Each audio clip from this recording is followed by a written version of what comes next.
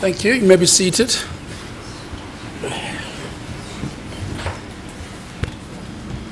Well, the coziness is gone, isn't it? You guys are too far.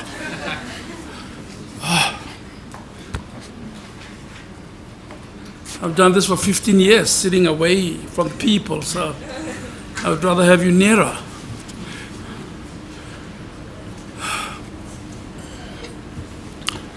Do repeat that the evidence you will give today will be the truth and nothing but the truth. And if so, please raise your right hand and say, "So help me God." So help me God. Put on the mic, please, and repeat that. So help me God. Thank you. Counsel in Chief, is there anything else you'd like to? No? There's nothing else. You were done, weren't you? Yes, we are done. Yes. Thank you. Counsel for Section 27.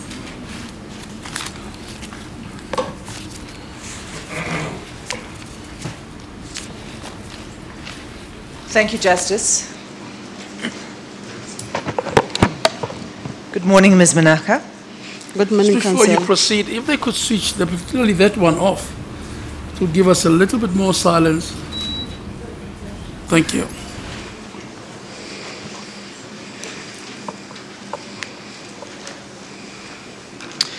Ms. Manaka, you said in your earlier testimony that you are a professional nurse. Is this correct? Yes, Counsel. When did you qualify? In 2004. And are you registered with the Nursing Council? Yes, Counsel. Are you registered as a psychiatric nurse? Have you trained as a psychiatric nurse? Yes, Counsel. Are you aware of the duties in law that govern the practice of professional nurses? Yes, Counsel. I'd like to put the main and overarching basis for your qualification to you, and then I'll ask you to respond. And that is in Section 30, Subsection 1 of the Nursing Act of 2005. And I'll just read that section to you. Third tie on one. Third tie. Thank you. Subsection 1. Nursing Act 2005. And it reads as follows. A professional nurse is a person who is qualified and competent to independently practice comprehensive nursing in a manner and to the level prescribed, and who is capable of assuming responsibility and accountability for such practice. Are you aware that that's the basis of your qualification? Yes, Counsel. And you say that as a professional nurse you were trained in psychiatric care? Yes, Counsel.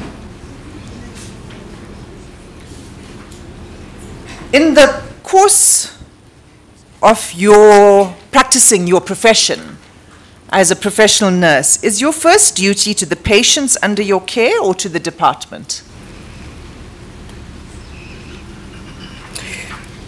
My first priority is the patient. And would you say that you ensured that you cared first for the patients rather than taking instructions from anybody else?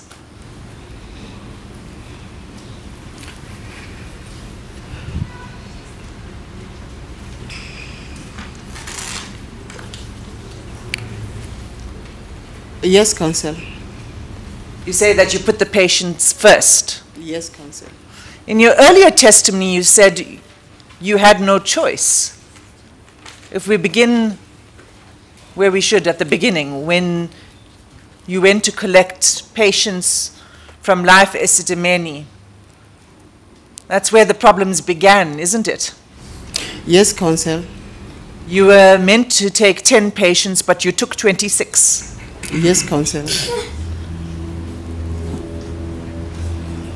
And you said that you had to do so because you were under instructions. Yes, Counsel. You also said that you didn't think it was appropriate to take that many patients because of capacity to care for them at Yes, Cullinan. Counsel. So did you put the patients first then, or did you put some other official first in taking instructions? I put the patient first, Counsel, because I was able to tell that I am not to take more than 10. And also, Counsel, I am in a dilemma of being governed by somebody else, and yet I know my duties. I have to take care of patients, and I need to provide care, and I also have to protect the life, which is why I acted first that I cannot take more than 10 patients. And again, I am also an employee, and I am being supervised by somebody above. And as a nurse, I am also an employee who is also supervised, employed under somebody else. So you're saying that you were in a dilemma. You had conflicting duties. You had a duty to the patients, and you had a duty to your employer. Yes, Counsel. So the duty to your employer came first. You took the No, patients. Counsel. It didn't come first because I refused to take more than 10 But you took first. them in the end, did you not? Remember, I said I am forced because Yes. that is not what I wanted. So you were forced to do so, meaning you had to take the instructions of your employer. Yes, but the employer knew that this is not what I believe in. For now, I'm not going to what the employer knew or didn't know. There will be opportunity for that when those people come to testify. But you have said that you knew it was not in the best interest of the patients. Yes, You knew that you are under a duty as a Yes, professional nurse under the law and under your ethical codes, Yes, registered as you are with the Nursing Council, Yes, Counsel. to put the patient first. Yes, Counsel. I'm asking you, in that scenario, ultimately you took the patients and you knew that they were not going to get proper care. Is that correct? Yes, Counsel. You also said that they were transported in the bus to Cullinan, Yes, the 26 patients, and that many, well, let me ask you this. How many of them had name tags to identify them so that you knew who they were? Nobody had name tags. As I said, we relied on the photos that they had. You relied on the photographs. Had you ever Yes. met these patients before? No, Counsel. Most of them I didn't meet. A few that I knew from Ccrc before. Yes, but So, but none of them had name tags. All you had when they were handed over to you were photographs to identify them. yes. So, in the process of transporting them, would you have been able to communicate with them by their name? Yes, we did. How did you know their names? When they get into the bus, they would show us the picture. This is, for example, this is Manaka getting in. So I would spot Manaka. And then, And not who- all of them I knew at that time, but a few of them I was able to catch who's this and who's A this. few of them you were able to catch. Yes. And who was it up to the patients to show you their photographs? Who showed you the photographs as they got onto the bus? Mrs. Mashile was there with a file that contains those photographs. Each patient has his or her own file with a photograph. So all you saw was the photographs. So you managed to catch a few, you say, but for the rest you didn't know their names. So you couldn't communicate with them on the bus. Is that correct? By their name. You couldn't communicate. You see, some of these patients couldn't speak. So they would not have even been able to tell you their name themselves. Some of them couldn't tell their names, but as I said, I cannot know them at once. When a patient gets into the bus, the patient get into the bus being called by name. So those I was able to catch a few of them. You were able to catch a few of them. Yes. Yes, you've said that already. As a psychiatric nurse, would you agree that it's important to reassure a mental health care user in the process of a transfer and in the process of this destabilizing move? Yes. Do you think you can reassure a mental health care user when you can't even speak to them by their name? In your professional opinion, in your practice, you're a psychiatric nurse, you've told us. Yes. I cannot communicate to all of them by name because I wouldn't know them, all of them. As I said, they were 26, and even though we were about 7 in a bus as health workers, but one cannot know all of them. You said there were 7 health workers in the bus. Is Yes. that correct? Yes. And you took 26 patients. Was that a bus that could accommodate 33 people and the driver?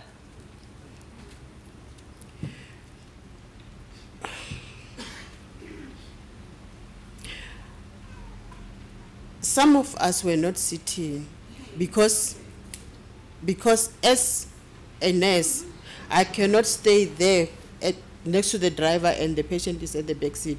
I think you want to tell first what the capacity of the bus was. That's what the question is. The capacity of the bus was a 27-seater. A 27-seater. Yes. But there were 33 people, excluding the driver. Yes. So where did the overflow? How did you all fit into the bus? As the healthcare workers, we were not all seated, but all the patients were seated. So 7 people were standing in the bus. 6. 6 people were standing. Yes. And you say all of these 6 people were health workers. Yes. And they didn't know the names of the patients who were cramped into this bus with them.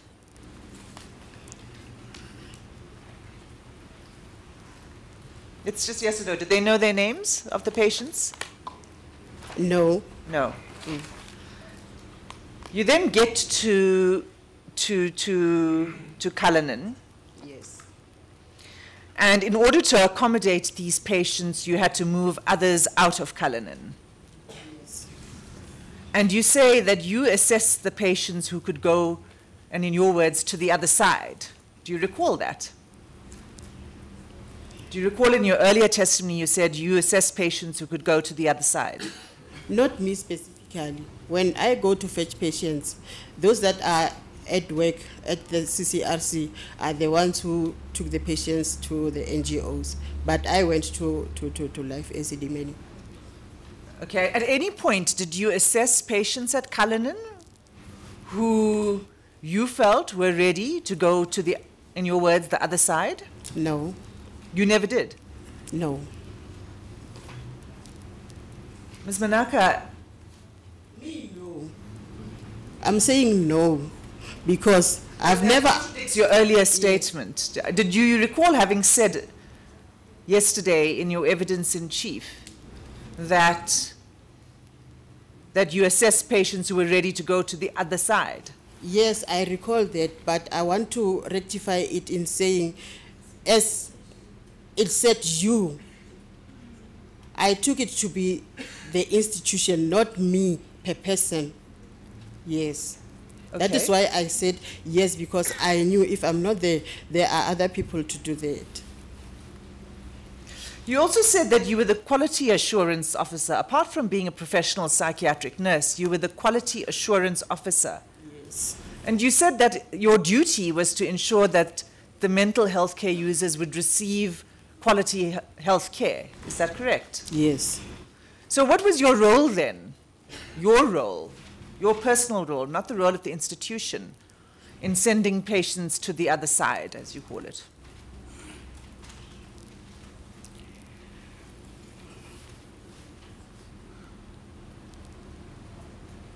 In sending the patients there, my role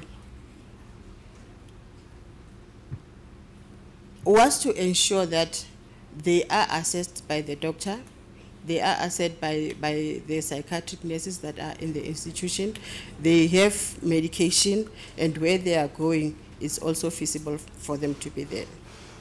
And you can assure us that that process was followed in respect of each patient that was moved to the other side? Okay, in terms of going the other side to see if it's feasible. Now, when you get to the other side, you said that your job was to make sure that the patients had been seen by a doctor, by a psychiatric nurse, Yes. and that they were determined to be well enough or able to cope with going to the other side. So let's just leave the other side for now. That was the process. Are you assuring us that that process was followed for every patient?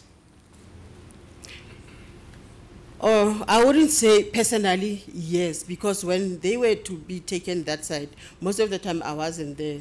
When they go that side, I am on the way to Life Esidimeni. So everything is being done in my absence. And when I get back, I'll find them being that side already, but that is the procedure. So you're changing your testimony again, because I just asked you what was your personal role as a quality assurance officer. And you said your role was to make sure that the doctor had seen the patient, the psychiatric nurse had seen the patient, and the determination was made that they were ready to go to the other side. You said that was what your personal role was. But you're now saying that you did not do that.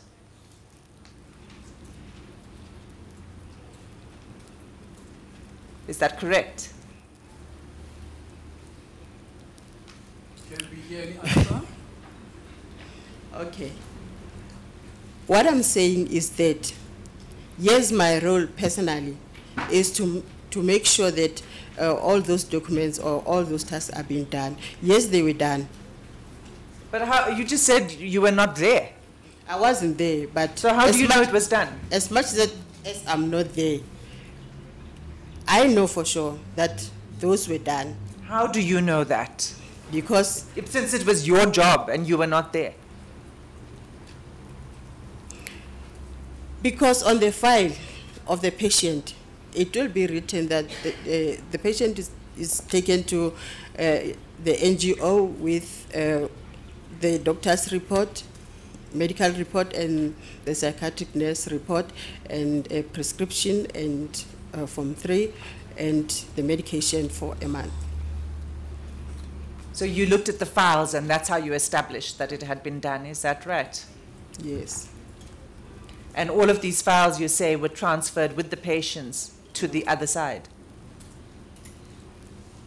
Were they? But you understand that you're not required to give any answer. You need to give only a truthful answer. You understand that?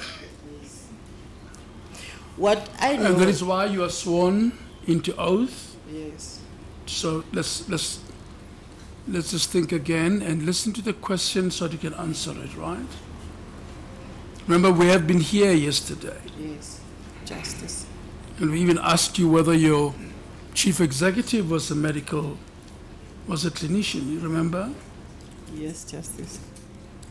Yes, You remember? Yes, Justice. Yes. And we asked you who signed the forms you assessed and your clinician signed off.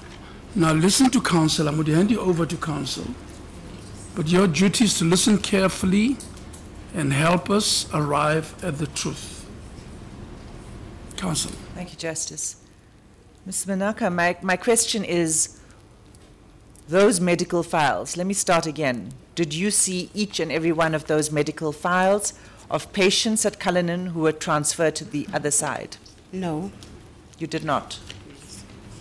So you don't know whether the process had indeed been followed correctly?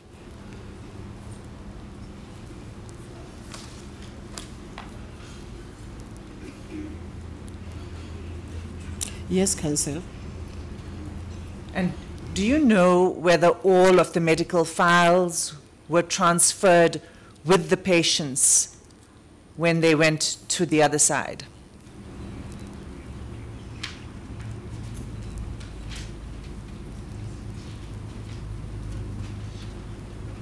I don't know all of them.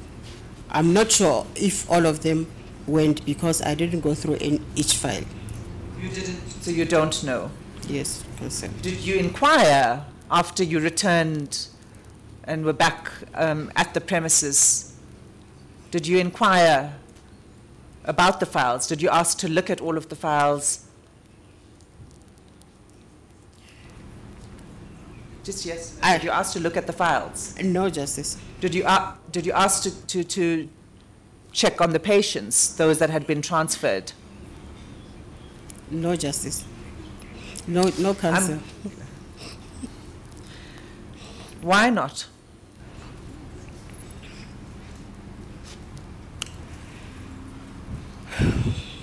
Counsel, I was caught in the middle of everything. In the meantime, while I am going to get the patients at Life Esidimeni, there are people left behind. The Life Esidimeni patients were not your patients yet. You had patients under your care. Remember, I was instructed, Counsel, to go and get, yes, I was instructed to go and get patients from Life Esidimeni. And then when I go there, those that are left behind are the ones who took the patients to the NGOs. And with the agreement that they need to take all those reports with the patients to the NGO.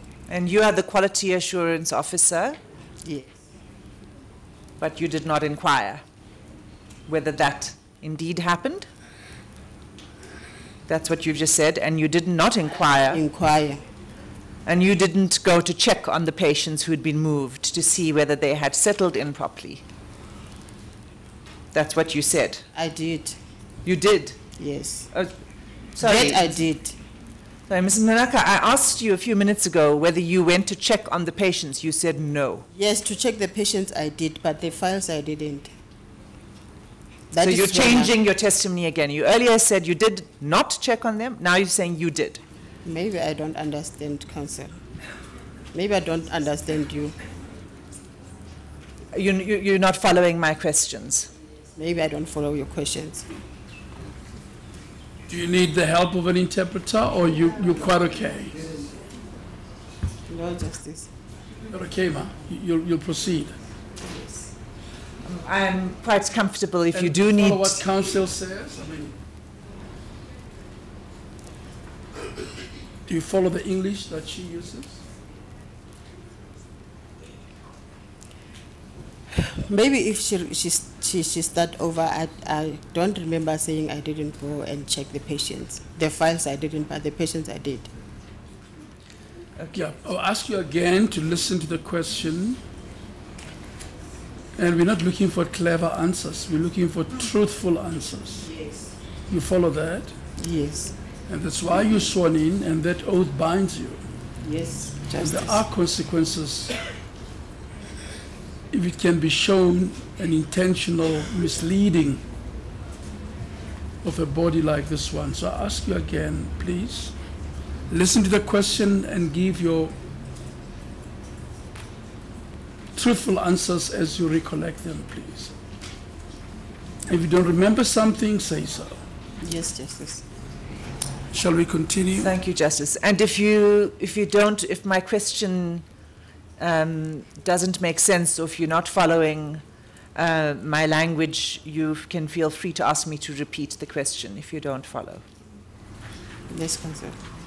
My question was, did you check up on each of the patients that had been moved from Cullinan to the other side to ensure that they had settled in?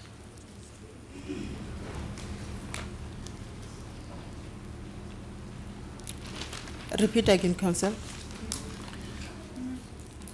Did you go to where the patients had been taken, those from Cullinan, those who had been under your care? Okay. They were moved, you said. You said you were not there. Yes. So you couldn't check the files and you couldn't oversee the process of transferring the patients. Yes, Counsel. You also said it is your job as a quality assurance officer and as a psychiatric nurse to oversee it, correct? Yes, Counsel. But you were not there and you didn't. Yes. When you returned, did you then go to check, to meet, to talk to and observe all the patients who had been moved to make sure that they had been transferred properly and they settled in?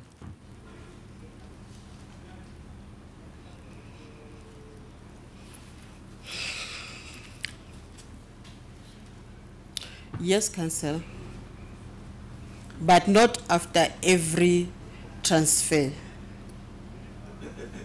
As I was in the process of going to fetch the patients.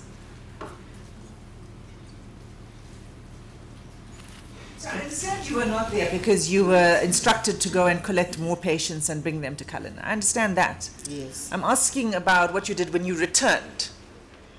Did you check on the patients who had been moved in order to make space for other patients? I did go, but not same time after every When discharge. did you go? How long after did you go?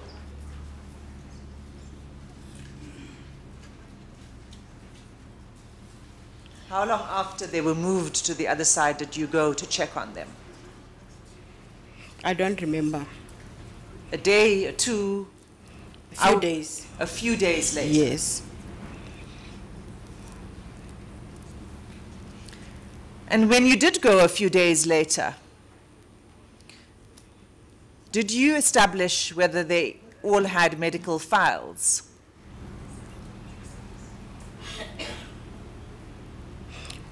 No, Counsel. Did you said earlier you did not ask to see the medical files. Yes. You maintain that you did not Yes. ask to see the medical files. Yes.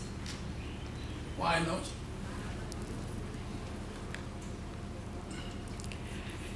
I didn't request The Deputy Chief Honcho and you are the quality assurance person. Why not? I didn't ask the files from the NGOs because The question is why not? Why did you not do it? because I took the NGO's patients. Mine was just to check whether the patients are settled.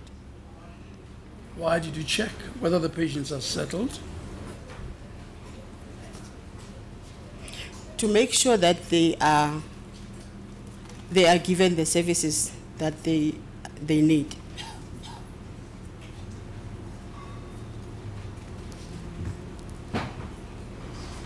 How does that tie in with your first answer? Say again, Justice. Did you go to Siabadinga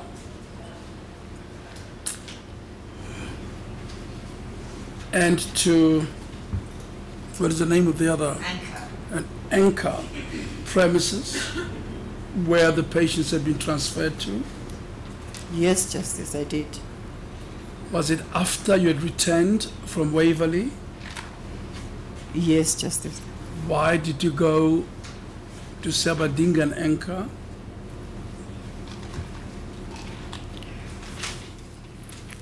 I wanted to check whether the patients are right, one. Two, to also witness the SASA cards that the social worker had to hand over to them. To witness the SASSA card? What do you mean by that? Or when the patients were discharged, the grants were activated, and then by our social worker, and then the cards were handed over to the NGO managers. So, what did that have to do with you? What did you want to see? I didn't want to see per se, but I was just going with Daphne to assist her, being a witness that she did hand over so many cards to the NGO manager, and on the other hand, mine was just to check the patients whether they are settled or not. Did you and Daphne work with patients at Siabadinga and Enka? No. Did you have an obligation to do that?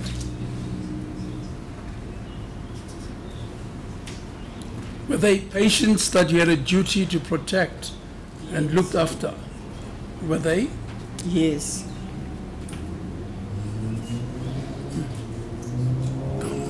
Justice. Mrs. Manaka, I just want to take you back to the SASSA card. You say you went to witness, it's your word, the handover of the SASSA cards. Yes. Did those patients have SASSA cards while they were at Cullinan? No. So when did the SASSA cards come SASSA into? grants were activated just before they go to the NGO. When Who they activated it? Who activated their SASSA cards? the social worker, Which social worker? Daphne. Why? The process of discharging patients, even if they are going home, the social worker has to activate the grant so that the parents get the card and the patient also. These patients were not going home. They remained in the care of the state. Would you agree? I didn't know they remained in the care of the state because, as I said yesterday, we were told that the NGOs are entities on their own and Ccrc is an entity on its own. So going to an NGO with the grants. Do you know who paid the NGOs? No, I don't know. So you say you were taking instructions from your employers, and the employers' instructions were that patients from Cullinan needed to go to these NGOs. Yes. And you were not aware, as a result, that they remained under the care of the state. No, I wasn't aware because, as I said, Do you think that their families were paying for their care at the NGOs? I don't know. You didn't know who was paying for it? No. No. And you didn't know, so you had no time aware that these patients were their care was being funded by the state? I didn't know. So you thought that these were private NGOs that were being paid by the families or somebody else? Yes. Why I say so is at some stage when we had a parents forum at the institution, the manager of Siabadinga was there, and the manager mentioned that she would appreciate if parents who can also at some stage put an amount of 1,500 for the NGO to survive. So I didn't know who is funding the NGOs.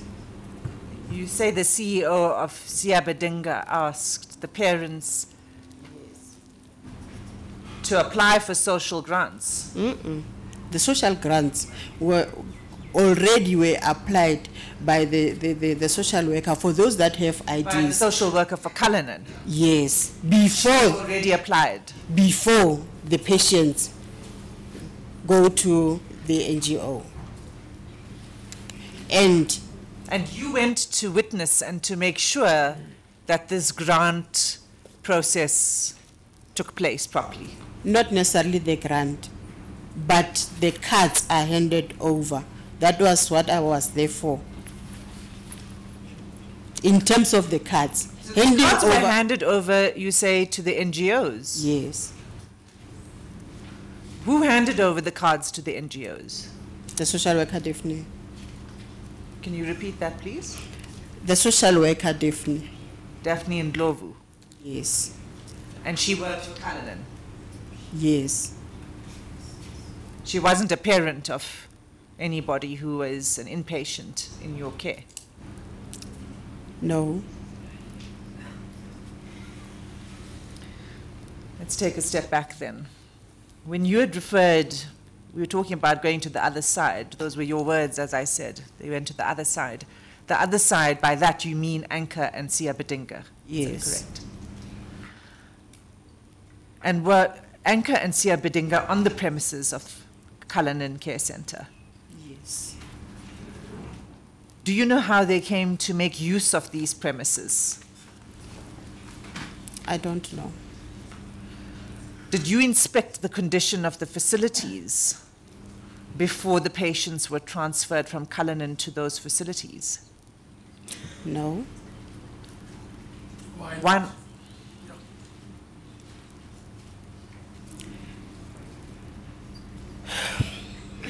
I didn't inspect the place before because I was not working at Anchor, I was not working at Siabedinga. But these patients were under your care at Cullinan. Yes. You testified earlier that you did go to check that they had settled in, even though it was a few days later. Yes. Did you not think that the conditions within which they were placed was important to their care? Did it not matter? Council, even if it matters, they were an entity on its own and a decision was already made that the patients are going there. So you did not inspect the facilities? No, I didn't. When you visited the patients, was there anything about the condition of the facilities that you observed? Can you describe it? I wasn't happy anyway. You were not happy? Mm-mm. Why not? Because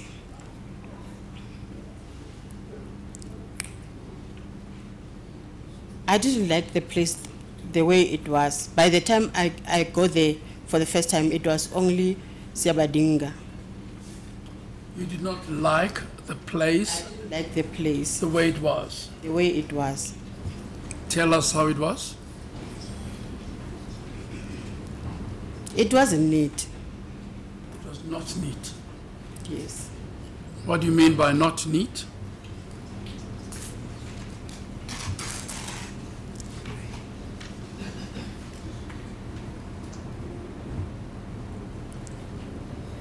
Or what did you see that you did not like?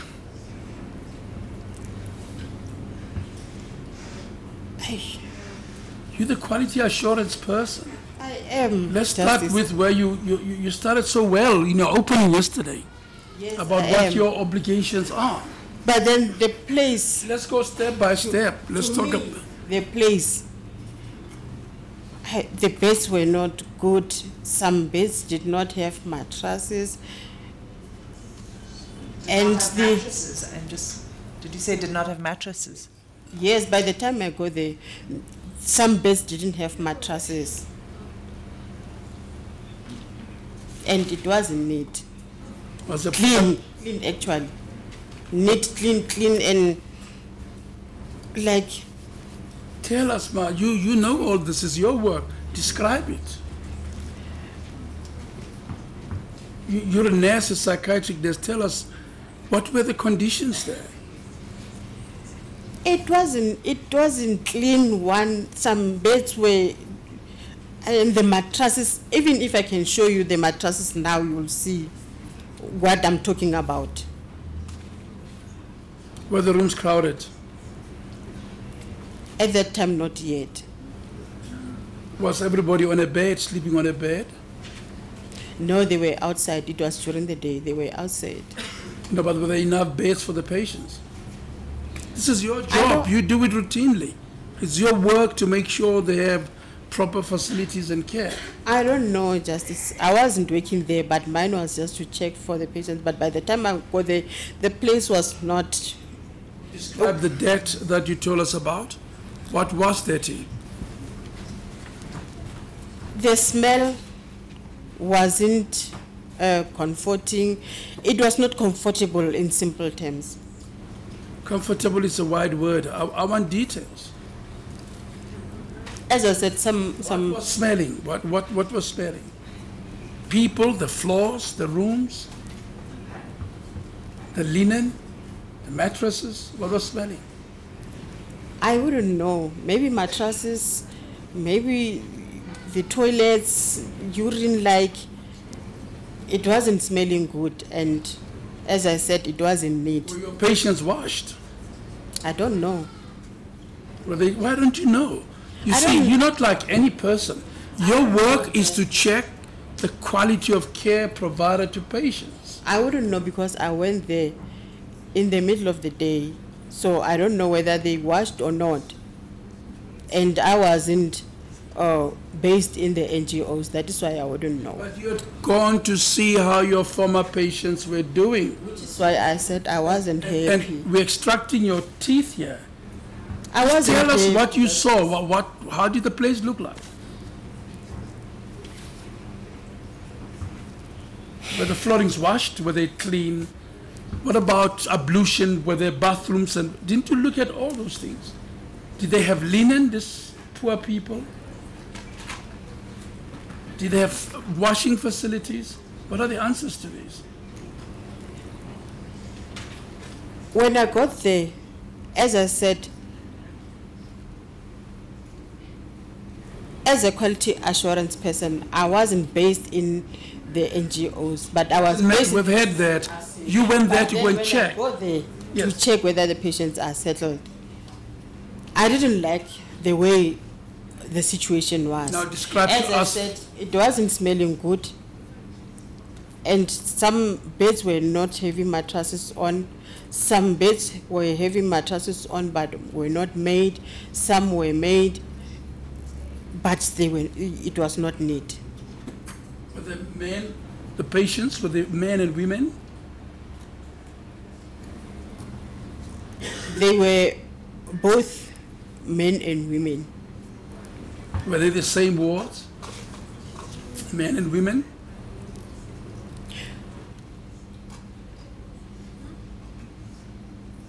You see, you are a senior officer and a head of nursing care and you've told us what you are, and you're a very important person.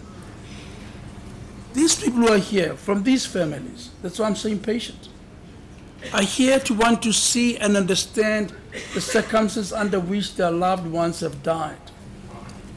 It's not about you, it's about what will help us understand under what circumstances they died. You were paid to assess the quality of care. And I want to hear from you. I want you to describe it. Please do help us. Okay. In describing it was not neat. Some beds were made but not to the standard. Some had mattresses and the mattresses were not clean. Some didn't have mattresses and the beds were old and the smell there was not good. So that is why I said I didn't like the place. But whether I like it or not, it didn't matter because the decision was already taken. But I did voice that I don't like the place to the CEO, that I don't like it. And these were patients that you knew, isn't it? Yes. That come from, they were under your care. Yes, Justice. Did you talk to them? Did you walk up to them and say, hey, how are you doing here? Yes, but remember, they can't talk, most of them, they can't talk. Doesn't that make it even more important for you to be their eyes and ears, to check for them, to protect them? Yes, Justice. As I said, I did raise my concern that I'm not happy. I'm not happy. With whom did you raise the concern? I raised a concern to the CEO and also to the matron that said it's not CEO of? Ccrc. And who was the CEO at that time? Mrs. Nyatlu. Excuse me? Mrs. Nyatlu. And what did the CEO say in response? She also didn't have anything to do because she was instructed also. There's nothing she can do. So were you satisfied that the patients would be receiving quality care after you went and checked on them and you came across this dirt and smell? Did you think that they were going to get quality care? No, at that time. But as I raised it with the CEO said maybe after being funded they will be up to standard. But who funds, I don't know. So you've told us about the condition of the facilities. I want to ask about the number of patients now. And you said earlier in your testimony that Cullinan was forced to take more patients than you could handle. Is that correct? Yes, Counsel. And you felt that this was wrong. Is that correct? Yes, Counsel. You felt that it was unfair on you. Is that correct? And the other staff? And the patients too. And the patients too? Yes. You felt that it would compromise the care of the patients. Is that correct? Yes.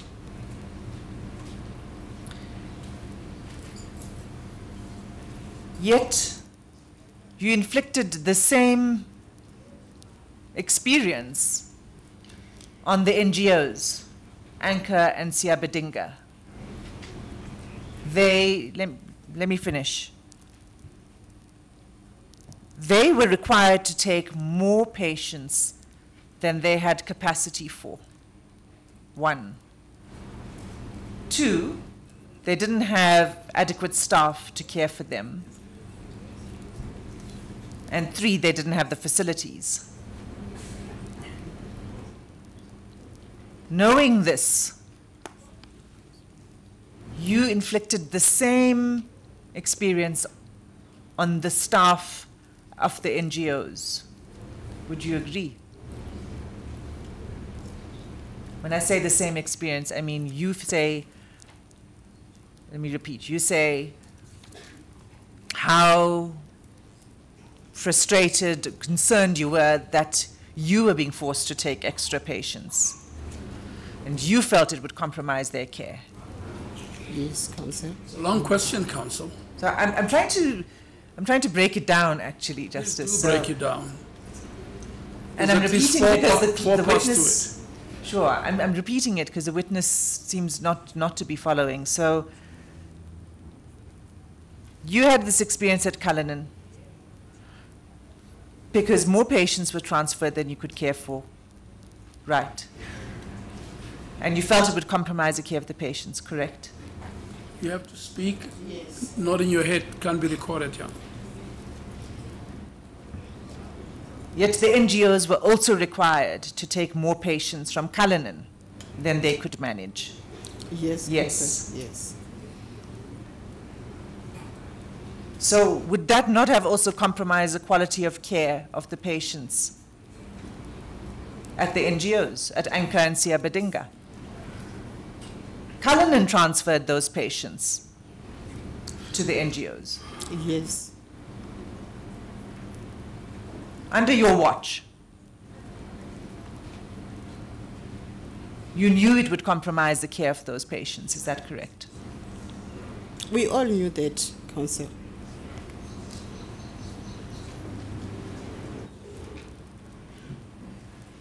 Are you aware that it's professional misconduct to compromise the care of your patients?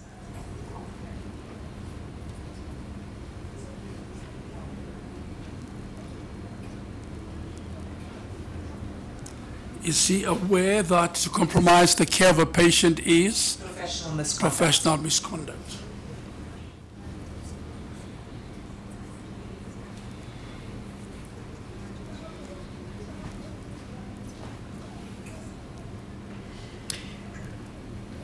I know it to be misconduct if you do it deliberately, but that was not deliberately. One was under instruction.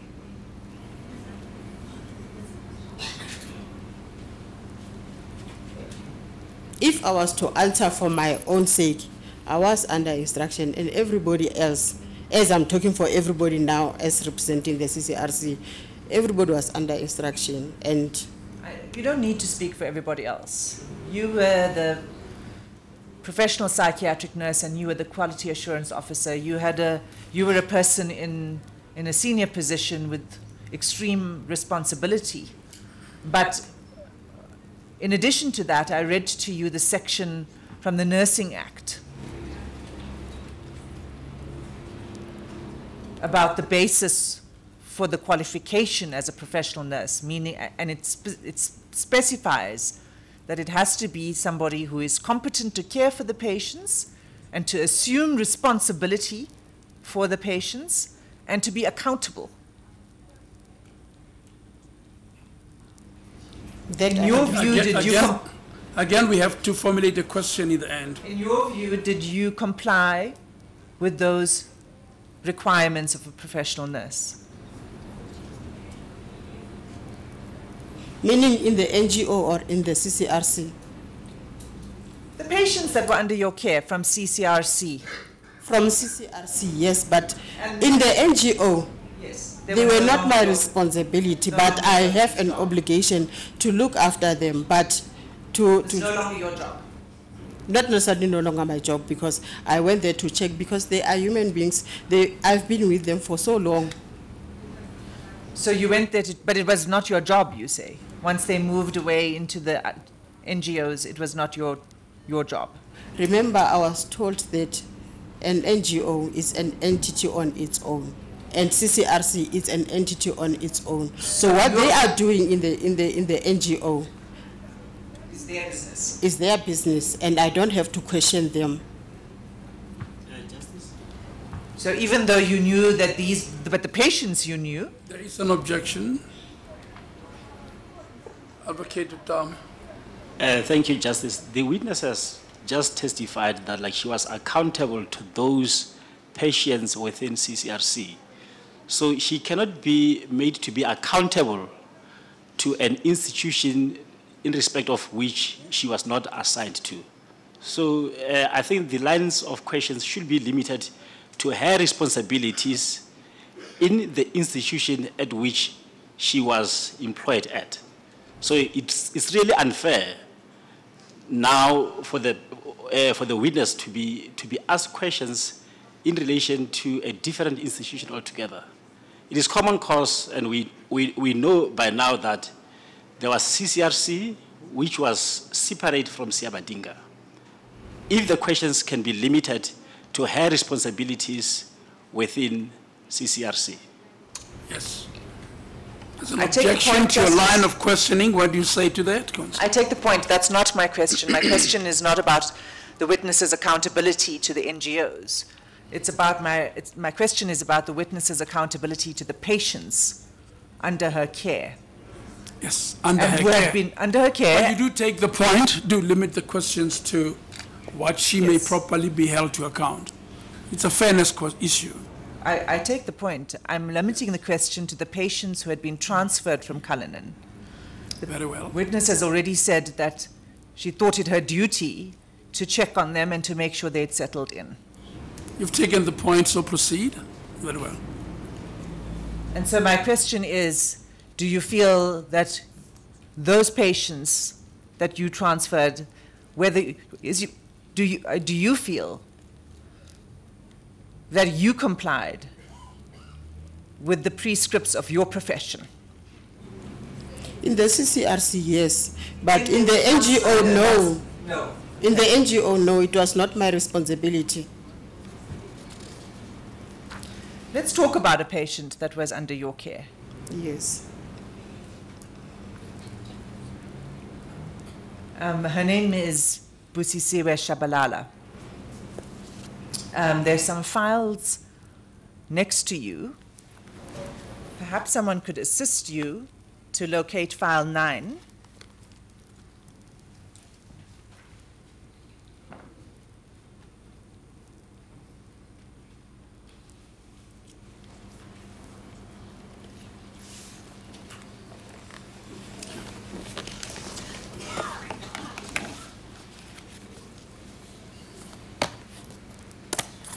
Could you please turn to page 3003?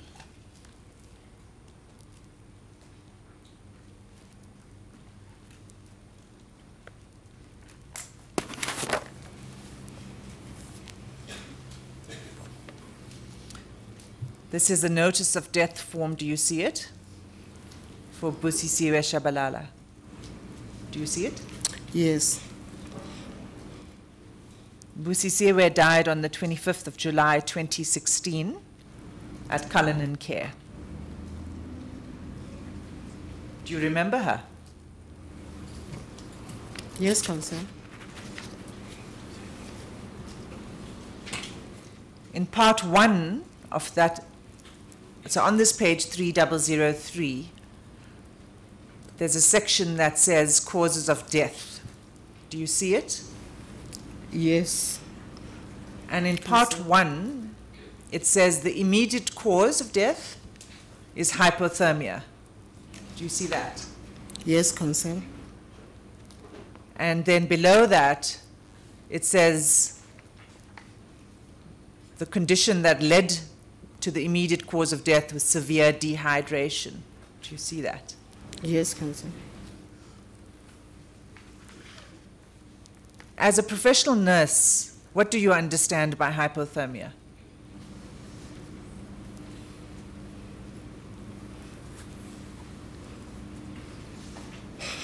It's a low temperature, body temperature.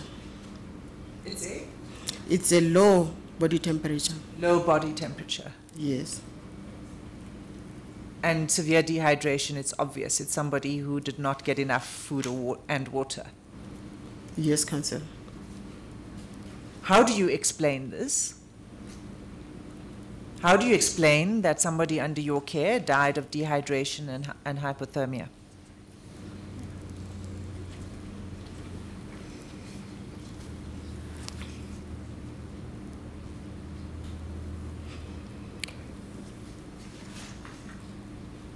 I would say, let me start with dehydration. Dehydration, it's occurs when somebody didn't have fluids or water for a long time, and that somebody cannot run short of water today and dehydration sets in today. It is a prolonged deficiency of water.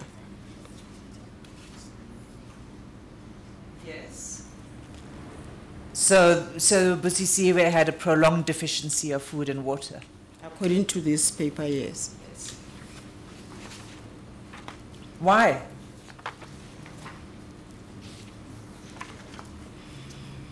You said you know Busisiwe. She was at Cullinan. Why was she deprived of food and water for so long? In terms of Kalian Care and Rehabilitation Center, we had running water, we have food,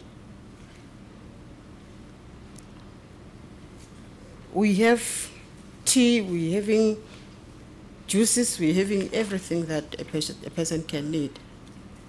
But as I say, this says it cannot set today. It must have been for days. For days? Yes. Were you, just to confirm, you were employed at Cullinan in June 2016 and July 2016? Is that correct? Yes, I was there. And Busisiwe was under your care while she was there, correct?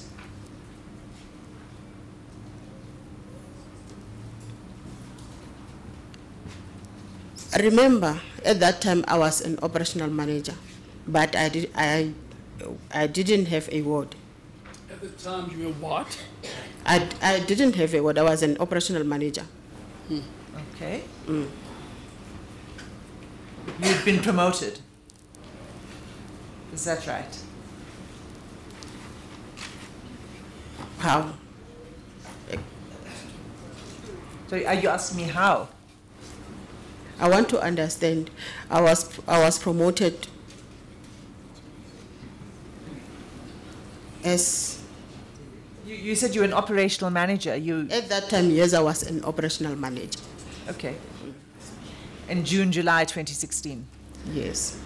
And it takes days, you say, for this condition to occur. It can't happen overnight. Yes, yes. So Busisewa Shabalala was at Cullinan Care for a month, for a full month, from 26 June until the day she died. Yes. 26 June. 23 June. Yes. So she was there from 23 June until the day she died, 25 July. Yes. I'm asking you, how do you explain that she was deprived of food and water for days at Cullinan Care?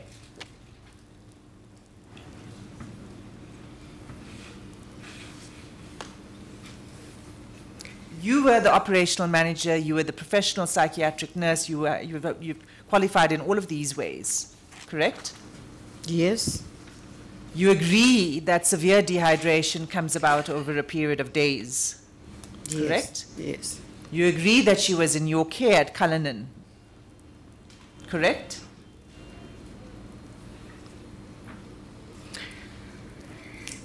In my care as personally or in the institution, remember this person was in a ward, cared for in a ward by professional nurses and other nursing staff. So you did not have any responsibility for the patients? I wasn't directly involved with the patient, which is why... Did you have any responsibility for the care of the patients at Cullinan? Counsel, I didn't have a ward. So you had no it means I responsibility. wasn't a unit manager for any ward. So the answer is no, you had no responsibility for the care of those patients. What are the duties of an operational manager? I said earlier I was an operational manager based in the Office of the Quality Assurance, which means I am not directly involved with the patients in the wards, but there are professional nurses and other nurses, enrolled nurses and auxiliary nurses. But as an operational manager in quality assurance, you've already told us that those duties involve ensuring that the patients get quality mental health care services. Yes. Yes. But then, this explains, yes, that this person had a prolonged time without water. As a quality assurance officer, Why is that the case? Why did that happen in this facility?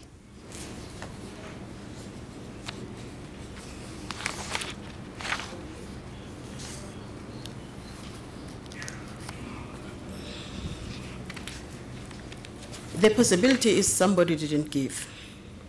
Somebody didn't give. Yes. Somebody didn't do what? Somebody didn't give the patient fluids and water.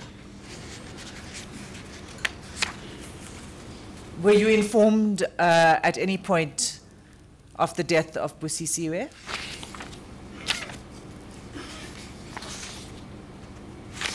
Were you notified of Busisiwe's death? Yes.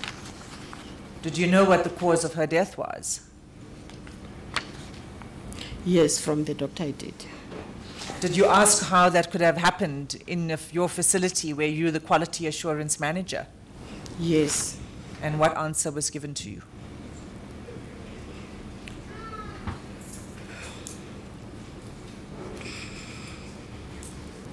Who did you ask?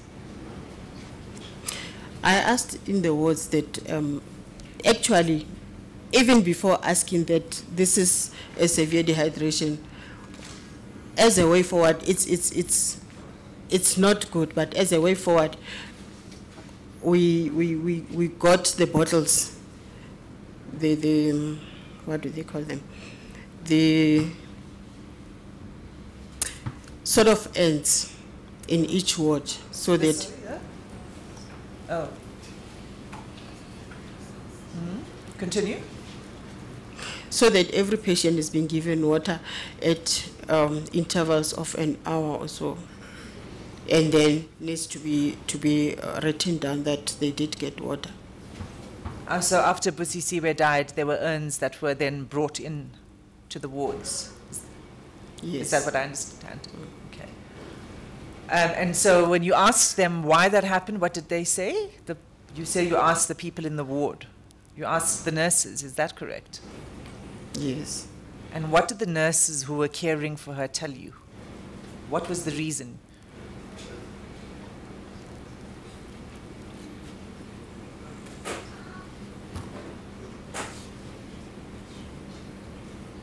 No, I don't remember. I don't remember, Council. Could Busisiwe speak? No. She could not speak. Could she walk on her own? No. She was bedbound. So for her to be hydrated, somebody had to come to her and give her food and water or other liquids. Is it so? Yes, Justice. Did you inquire into all that? You're the operational manager. Something wrong has happened. Did you find out? How does this bed or this person incapable of walking or even of speaking to ask for water get so dehydrated over several days, as you tell us?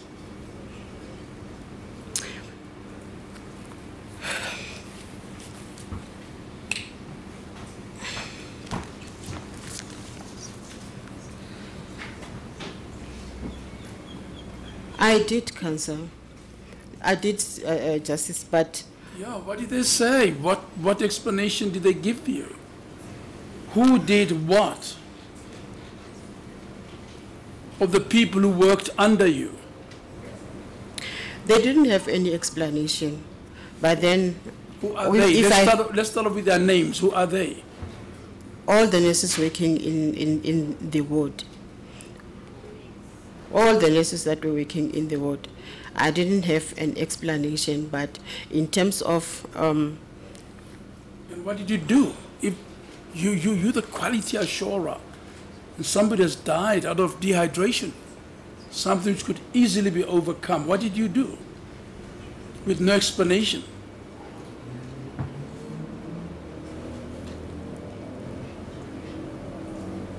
write a report displaying your concern, detailing the exact names, who caused the death of another human being? Did you do that? No, but what I know we did was to have a meeting, or an M&M meeting, to establish actually what happened, what went wrong. What are the names of the specific nurses who were in that ward in which Busisi were lived and was kept? Or that I can't answer now, Justice, because... You can get the names, right? You can go to a roster, including the nurses who were on duty the day she died. Yes. You can get that. Yes. Now let's follow that up. Once they did not tell you what had happened, what did you say you did? Myself and the acting CEO. Not this one. But all the deaths that happened were... No, let's talk about Busisi. The The patient who can walk, who can speak, who's under your care and she dies, of these causes that were written by one of your colleagues. I see that this was completed by a registered professional nurse. One, you're going to get us the names, right? You're going to get us the names of the nurses who were in charge in the ward and those who were present the day she died. I want those names, right? Okay, Justice. Thank you. Now the second part is, what did you do once they did not want to be held to account? That's what it is about. What did you do?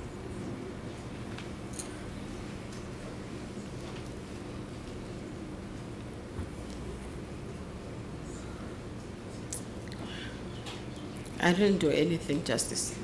Didn't they owe you an explanation? They do. Did you follow that up? No, I didn't. Why not?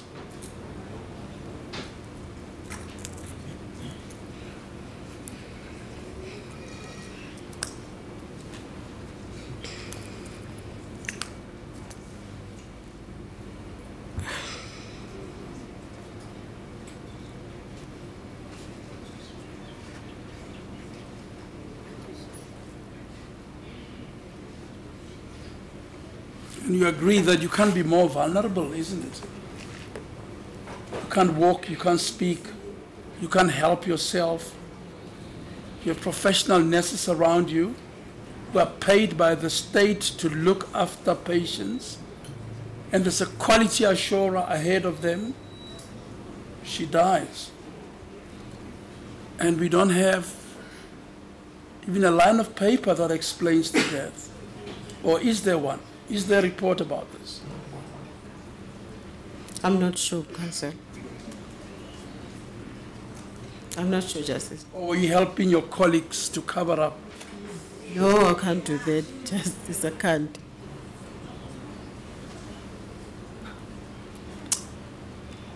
You're going to get us the names of the people as I've asked you, Yes, I will. and you must give them to the counsel who brought you here. I would like to have those names here.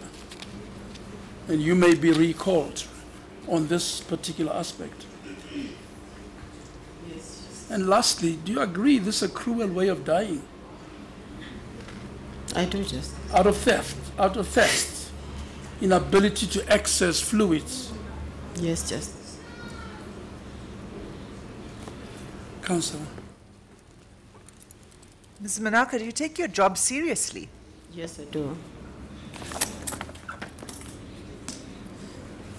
But you can't explain why you didn't follow up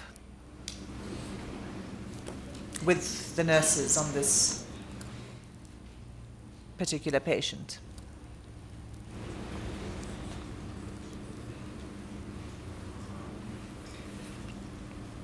Did you feel under pressure from anyone? Yes, I was under pressure indeed. because From whom? everything that happened in the institution just put pressure on me. But did you feel fear for anyone? Did you fear anybody? Did you fear your employer?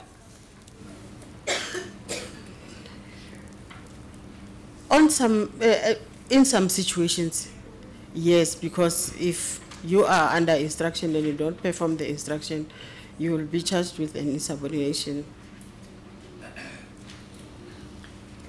So you feared insubordination, that you would be charged with insubordination? In some situations, not all of them. But I'm talking about this situation. I'm talking about this specific. No, You did not fear insubordination if you did your job? No. I didn't fear anything. You just didn't do your job? Not necessarily. So, and my final question to you is, as you said, it takes a long period of time to die from starvation and cold.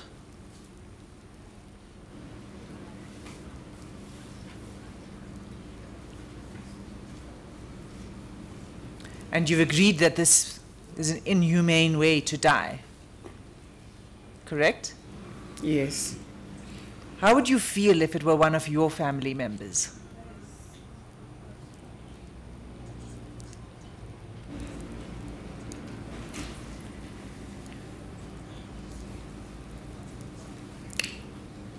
Counsel, it doesn't matter whether it was not my family member or it's my family member. One thing that protrude out of this is that death, it's never nice. Yes, of course it's never nice, but there are some circumstances under which it's particularly cruel. I'm asking you to empathize. I'm asking you to put yourself in the position of a family member of Busisiwe. Imagine you were her mother or her sister. How would you feel if your sister or child died in this way? Do you want to object, counsel? I see your mic is on. Yes.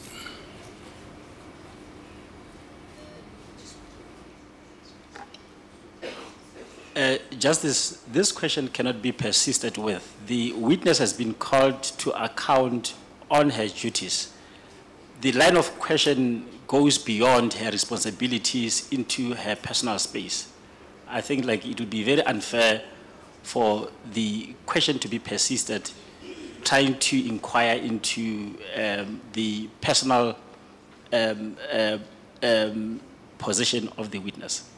So if the question can be limited to her role as an official. Why is that unfair? It becomes unfair, like in a sense that like she's now been put in a position where she has to explain her own personal position in relation to the matter. Well, death has occurred and she's asked how would she have felt if death had occurred in her situation. Justice, the questions is sought to be made that like she has to make comparisons about what had occurred in relation to her own family. So what I'm saying is that like it would be unfair now to draw the personal life of the witness into the events which she's been called upon to testify. Yeah, I don't think it's unfair. The family is here and Busisiwe has died, and it is fair to say, do you realize, there's another way of saying, do you realize how serious this is for Busisiwe's family? Nothing unfair about the question, I think. You may proceed, counsel.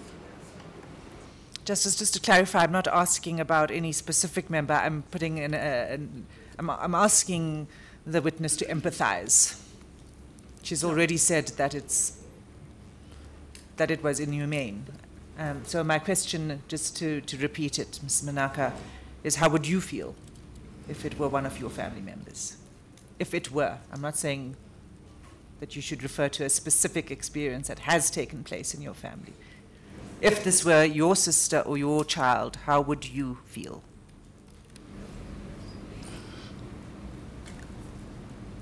I said earlier, it doesn't matter whether it's my family or it's not my family. Death that happens where it could have prevented, it's never nice. And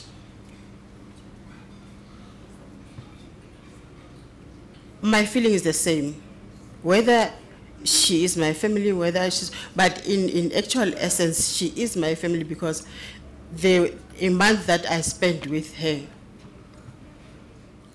still counts to be someone close. The question in essence is, do you empathize with her family that she died in such difficult circumstances? Yes, I do. Bobo justice. That's all you're invited to say so.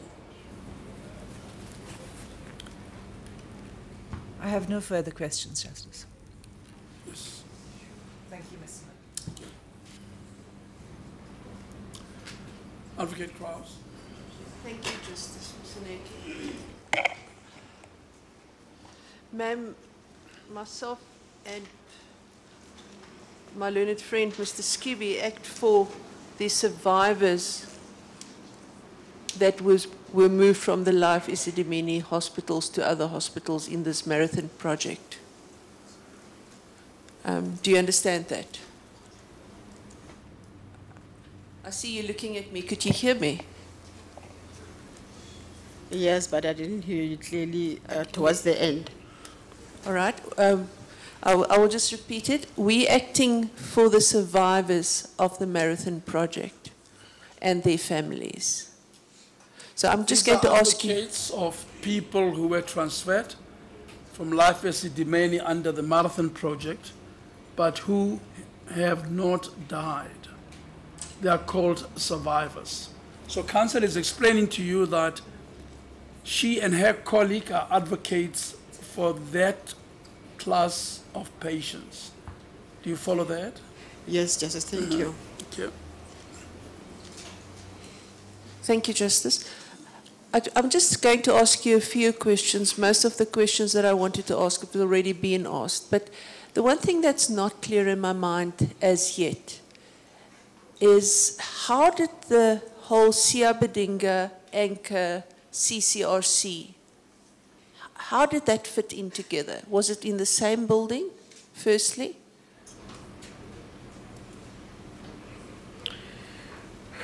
Okay. Initially was Cullinan Care and Rehabilitation Center, which had a capacity of 298 beds. Can you just repeat that number, please? 298. 298 beds. And then in 2006, some patients were discharged and some were placed in other institutions, and the institution was now at a 150-bedded institution. 150? Yes. That was in 2016, you say? No, 2006. Most of the patients, 2006. yes, most of the patients were discharged. Some were placed in other institutions, for example, in Randfontein and in Waverley. And then the institution was left with 150 beds. And then when the Life Esidimeni comes, the project comes in, Cullinan Care was still at 150. And then, because if I remember well, we had 116 patients. 16. Yes, when Life Esidimeni project starts. And then that is when now came in Siabadinga. Though initially it was another NGO, Love Disciples. Yes.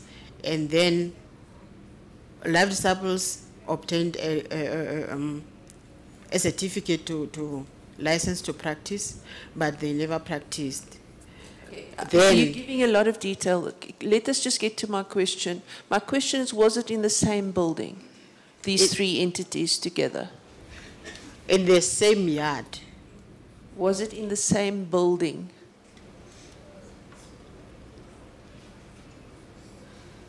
Ma'am, I see you looking at me again. Could you hear my question? No, I'm hearing it, but remember we having buildings, many buildings in Ccrc. It's not a one building, Yes, but I understand that, ma'am, yes. but you must also remember we haven't seen it, so we need to see it through your eyes. So if you can just help me. You with Ccrc and Siabadinga and Anchor, were you ever housed in the same building?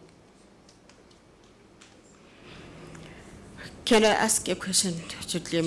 Please just answer my question and then we'll get somewhere. Council, I don't want to answer where I don't understand. I want to understand Let's hear your question. Okay. In my view, a building is something like this, and a yard is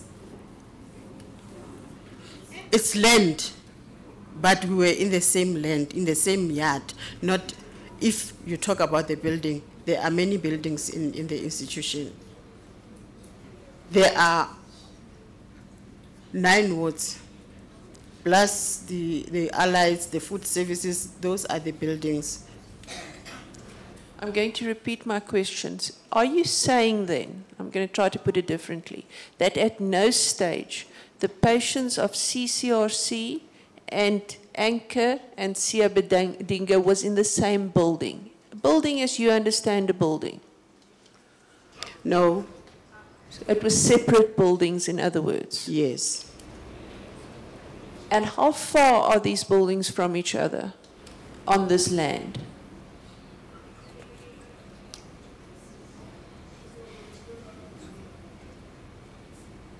How far in terms of meters, kilometers? If it's kilometers, I'll be very surprised. I'm just asking, I want to understand so that I'm asking you, how far is it? Is it the soccer field? Is it 2 soccer fields? How far are they apart? What distance are you asking, Council, between CRC, the main Yes. facility, and the other buildings where Siabadinga and Anchor were in? I'm just trying to get a ballpark figure. Okay, you can follow that, Ma. They want to know what the distance was, if any, between the main CRC facility and Siabadinga on the one side and Anchor on the other. They were close together. How close? Just help us. They are not far apart. Walking distance. Yes, it's a walking distance. You don't have to drive. No, when I go to Anchor, I don't have to drive. I just walk there. It will take minutes walk, you say? Yes, 2 to 3 minutes. And did the patients use the same outside yards of these 3 organizations? Okay, all the institutions were in the same yard, but the NGOs were separated from the Ccrc with a wall.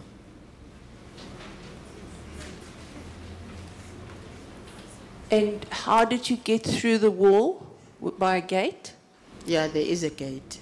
So the patients of Siabedinga and Anchor, were they in the same yard? Yes. But they were separate from the patients of Ccrc. Is that what you're saying? Yes, Council. Now, when you spoke about the number of beds, which is too short of 300 in 2006, were those beds in one building or were those beds in separate buildings? As I said, there are many buildings. Each ward has its own building. So are you saying then that the 300 minus 2 beds were in different buildings on the premises? Minus 2 beds, Council.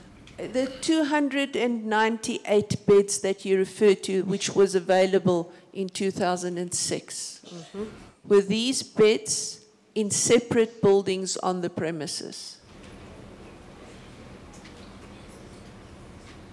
Buildings meaning wards, Council. Is each building a ward? Is that what you're saying? Yes, Council. Okay, then maybe we can understand each other better. So the 298 beds, were they in separate wards? Yes. How many wards? At that time we had 9 wards.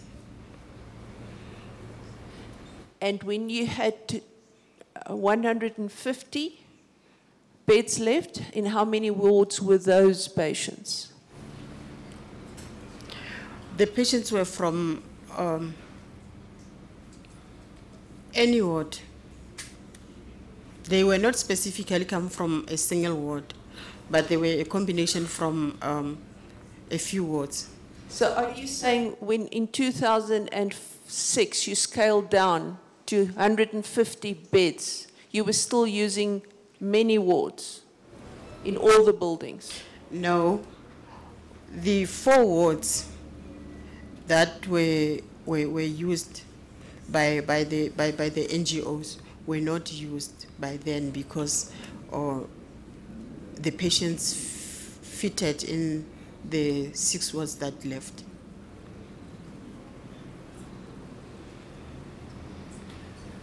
I just want to understand. So you say that, and we're still at the 150 in 2006, they fitted into 6 wards. Is that what you're saying? Yes, Council. Okay. And when you only had 116 patients, just before the new patients came, how many wards did you use then? 6 wards. 6. Now, can you just explain to me, it's just a query that I have. You say before 2006 there were 9 wards, that's right? Yes, Council. So just before these new patients came, your patients were in 6 wards. Yes, Council. And there were 4 wards for the 2 NGOs. Yes, Council. That makes 10 wards. Do you agree? Yes, Council. So where did the extra ward come from? Because previously you only had 9 wards.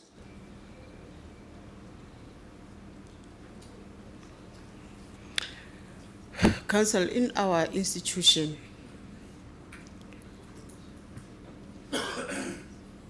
a ward could mean 2 buildings, which, for example, it will be Ward 5A and B, but there's still Ward 5. So it means Ward 5 uses 2 buildings for their patients. So if I say 2 wards, for example, in Anchor and Siabedinga, they had 4 buildings, but in our context, they happen to be 2 wards with 2 wings each. So that is how we composed our. Where are we going, Council? I'm just trying to picture how this place work and how many beds can go into a ward? I'm just trying to do the maths. I'll try to get there quicker. 9 wards before June 2016, and 10 wards thereafter. And they were reduced to 6 wards, and 4 wards were remaining. But the wards sometimes are wards with 2 sub-wards, and that's what the witness explains. But it's always cross-examination is to get us somewhere. Yes, I will try to. It's a proposition, you've got to put it to the witness, let her respond to it. When you stopped utilizing the other wards, did the beds remain there in 2006? No. What happened to those beds? I'm not sure because there is an asset management unit at the institution. So when the NGOs moved into the 4 wards, where did they get beds? I don't know. But it seems to me there weren't enough beds. Is that what you're saying? I didn't say enough beds. I said some beds had mattresses, some didn't have. Some beds were made, some were not made, but they were not neat. Now, could you tell us whether there were any renovations going on immediately prior or after the NGOs came to the premises? The renovations were done Prior or after the NGOs came? before the NGOs.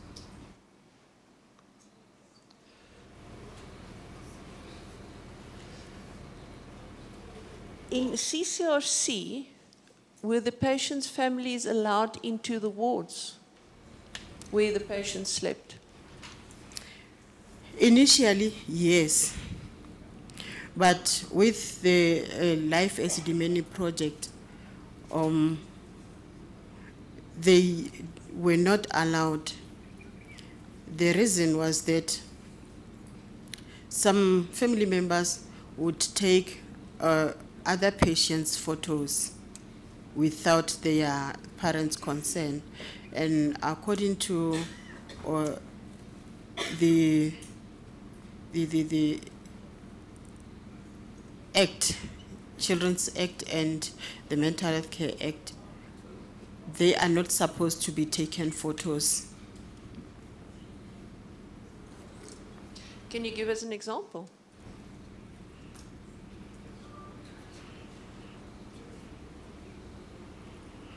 An example of That happening? Okay, there was a time where a father to a patient came in and went to the ward. And then in the ward, that person took photos of other patients. And then we just saw them in the papers. So and what some were sent to us to look at, and other buildings, and nobody gave them permission to do so. So what made this happen now after the Life Esidimeni? Why the photo taking that didn't happen before? I wouldn't know. I think you know. Isn't it that the situation was so bad that it shocked people? Isn't that the reason? We're talking about Ccrc or the NGOs? Well, I'm asking you at Ccrc whether the people could go to the rooms, and you said no because they take photographs of other people. Yes. And you don't know why they're taking photographs. Yes, and the other thing, for us, I'm talking about Ccrc, for us, for not allowing them to go in the wards, is that, remember, these patients are new, and now that our admission criteria is overlooked, we have patients who are schizophrenic, who are psychotic, and they are unpredictable. Anything can happen to anybody. Okay, so there's 2 reasons you say. One is they take photographs, and the other is they might not be safe. Yes. I'll come back to that. But when a parent comes to visit the patient, and then the patient is taken to the visiting room, the parent is allowed to take photos as many as she or he like because it's her child after all. But they're not seeing the place that their child is sleeping. Is that so? Yes, because the child is not sleeping alone in the ward. There are other patients. How do you ensure the safety of the child in the ward from the other patients if the family is not saved?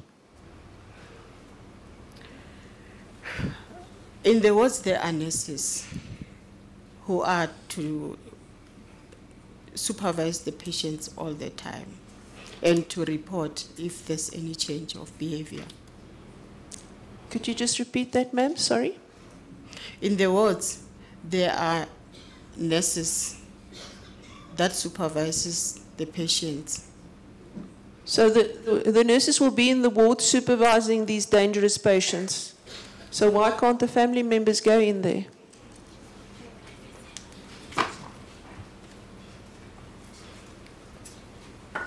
Do you have an answer? No, I don't have. As far as what I said, that is what I know. Okay. Can we just speak a little bit? Who is CEO Ngcobo? Do you know who that is? Is the CEO at Ccrc acting? Is the acting CEO at your Ccrc? Yes. Because his name was on the list of witnesses. I don't know. And you don't know why you came instead of him? I don't even know why did I come, how did I come, and I don't know who should come, who shouldn't come. Justice Mseneke, I think there was a mistake. Ngcobo is the person who arranged for the witness to come and attend. That his name appeared there, it was a mistake. He was not the witness who was called to come and testify. Is Mr. Ngcobo the current acting CEO? Yes, all the witnesses from Ccrc were arranged through the CEO, Mr. Ngcobo, directly with him. So he's the one who released all the witnesses from Ccrc. So, very well. After that explanation, counsel, you may proceed with your question. Thank you. Can you tell me how long has Mr. Ngcobo been the acting CEO at your Ccrc?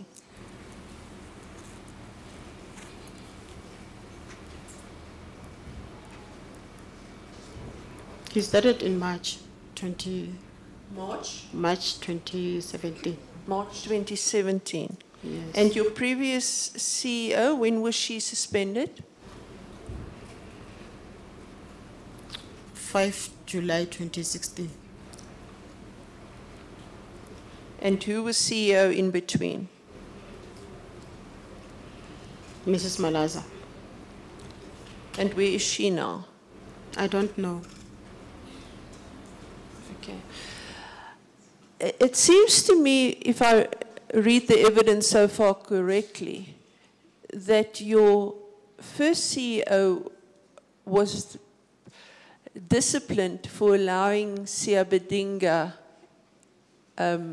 use the premises. Did you also understand it that way? I don't know exactly, but the report was that it's in connection with the NGOs. And Siabedinga was closed in July 2016. Yes. What happened to those patients? Did they remain in those wards? Yes.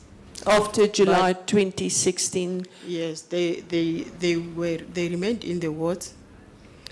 And you cared for them? Yes, we did. You cared for them? Ccrc did. Did Ccrc get more staff to care for these people? Yes. These people being those moved back to Ccrc.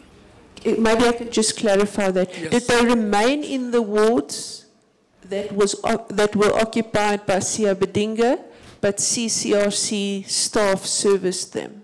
Is that what you're saying? No. Initially, Council, you said did they remain in the ward and Ccrc hire more staff?